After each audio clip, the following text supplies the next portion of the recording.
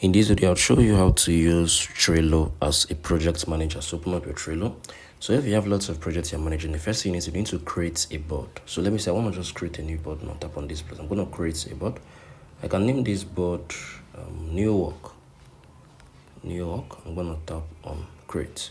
So I've created this board. Right now, what we need to do, we need to add up different cards. So I'm going to tap on this. Okay, I'm going to go back. I'm going to create a new card.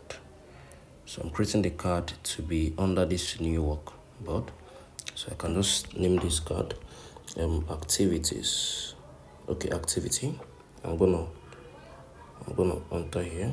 Okay, I'm gonna select the list. Yeah, so for work. Yeah, so I'm gonna select the list. I'm gonna wait for it to load up. Okay, so no list. So we're gonna go back.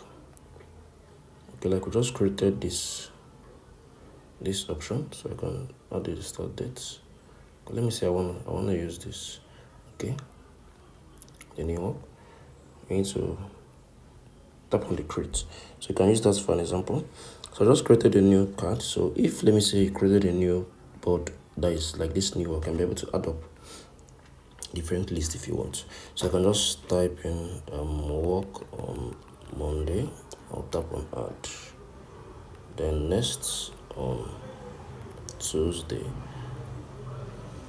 So like you can basically use Trello to manage different activities here on your board. You get, so you can add up as much card as you want. You can add up a new list. You can just type in pray.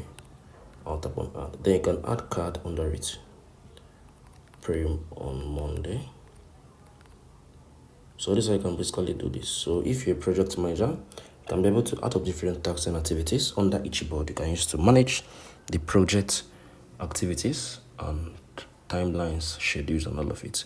So if you found this video helpful, make sure you like, share, and subscribe.